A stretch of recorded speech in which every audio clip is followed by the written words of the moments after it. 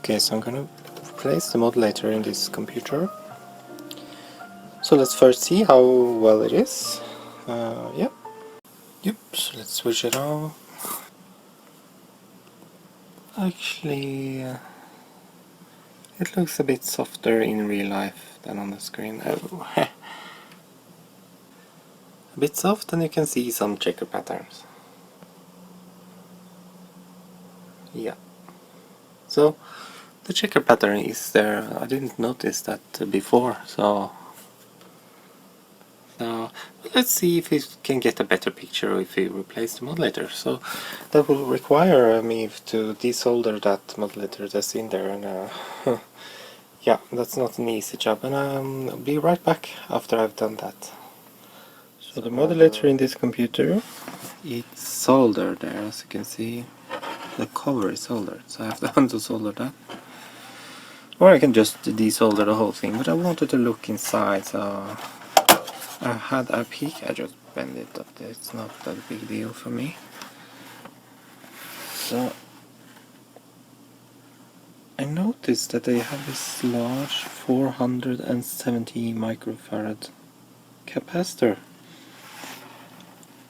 So I think they have this zener diode voltage supply, and then they use the capacitor for the decoupling and filtering. So this is a 250-407 board, and I think it's 9 volts, so we need a 5 volt regulator, so let's have a look at that. So I've downloaded these repair manuals and schematics, and for this board, as you can see, let's open and see. And here you have the modulator and you have 9 volt unregulated. So actually that's great, because this unregulated 9 volt is it's free from noise from the digital stuff. So yeah, so this PCB I want to use, I need to mount a 5 volt regulator and then remove this bridge here. But we'll do that after I've desoldered this modulator. It's in there, and we have a sharper picture. We also have some more stripes than before, so yeah, that may be the result of having a sharp picture. So we can try and filter some more, because I haven't attached any decoupling here now. So I found something really interesting on the scope, and as you can see here, there's this checker pattern. So I've been looking for that, and when you see a checker pattern like this, it's usually something to do with the chroma and bleeding, and I couldn't find it. So, and if I do wind it all the way down like this, you can see it. You can see that it's still there. So why is that? So I was looking at the scope, and then I started playing with the settings over here. And when I change the voltage division, so like this, now you can see more detail. Check this out. So here's the chroma, the green one. So if I bring that up, check it out. They actually align. And if you remember the Commodore screen, now it's black and white, but even though it's black and white on the screen now, we have some chroma bleed somewhere. I don't know where it is. Well, I think I found it, but we'll have a look at that. And you can also see that Luma signal is following some of that chroma here. They're correlated somehow, so check it out. And if I put it on the other side, you can see the lower dips, they match up also. And how about this side, this darker blue? So let's see if we can move this one. you can see the dips there. They are lining up. And also if we go the other way, you can see that there's something here also. Yeah, and also when I played with this setting, also could see the stripefix, the stripes on the screen that we see on the screen. You can see it more clearly on the scope now. So now if I get rid of that chroma bleed, then it's easier to see the rest of the noise.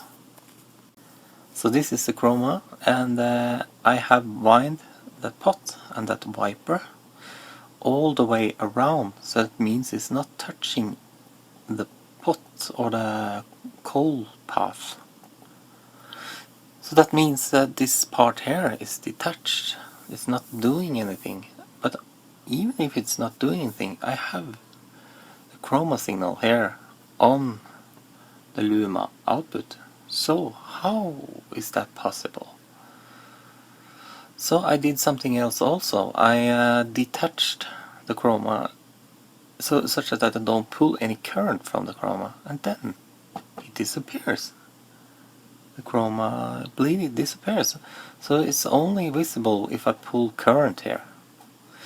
So then I thought, oh no, maybe there's some capacitive coupling on the mainboard, so have a look at that. So here we have the mainboard, and the chroma here is the pin 14. So we have 20 here, 20, 19, 18, 17, 16, 15, 14. So this is that crusty one there. And it becomes easier to see if we flip the board around like this, and then it's located here. So this is pin 20, 19 and so on. And so this is the rear side of the big chip. And if you go in here at 20, 19, 18, 17, 16, 15, 14. And if you look closely, there are two wires or traces going up here, with the one on the right side or the one ending up here, that's the chroma, and the other one is the Luma. So you can see that they are following each other some path, and then you can see they are both going through a ferrite on the other side, and then around all of this, I don't know what it is, I think it's data. So I found that a little bit funny though, having a ferrite across data lines and then back again, like routing them in a loop around there. Anyway, maybe it doesn't matter, but it's also interesting to find out which signal the closest one is though, and it looks to me that signal might be this one.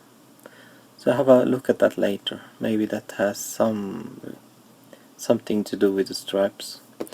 Anyway, so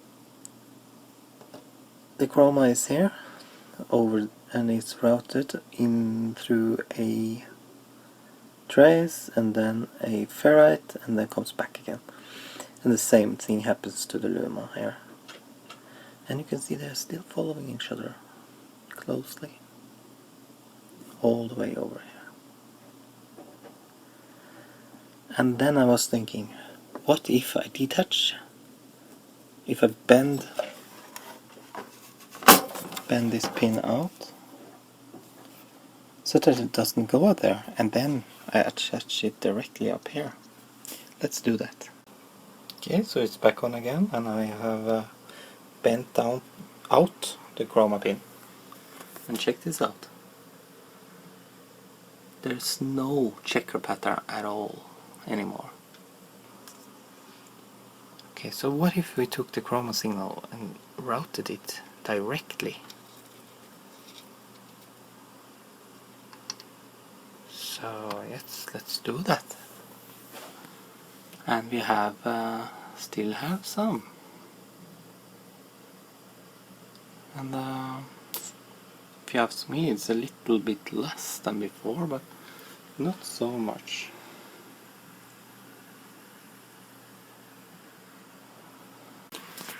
So I added a pot meter, and I think it's about 2K, so instead of pulling 1K on the chroma line. We're now pulling 1K plus 2K, so that's 3K.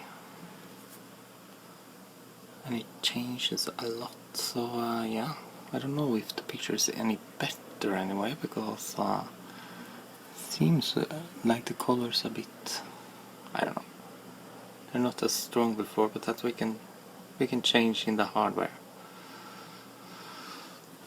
So yeah, that was interesting. So now we are pulling less on the chroma, so we can adjust this chroma now. This. So I'm pull it back a little. So yeah.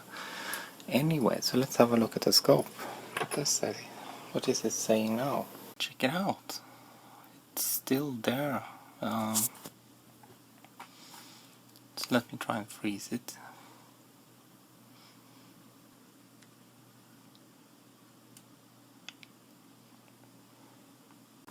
You can see that there are a little bit correlation, but it's in the noise.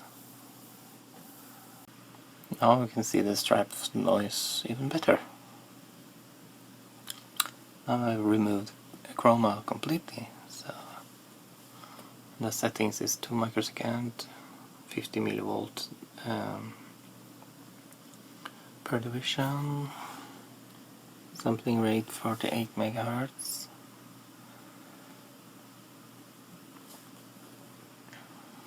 You can see it here also.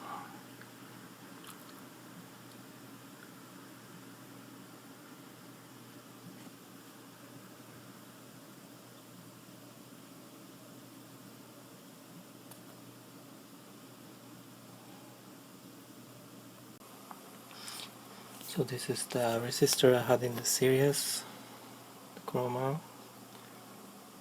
So to me it looks like there's something happening inside here to get the chroma bleed. So it's not there anymore, so that's great. So yeah, and how about the stripefix? Well, I get these dark lines, and it's not the same as with the C64C. I can get rid of everything, but not with this one. So yeah, I'm not going to do any more work on it. I'm so much effort for just a little bit more sharpness. So yeah, okay, thank you for watching.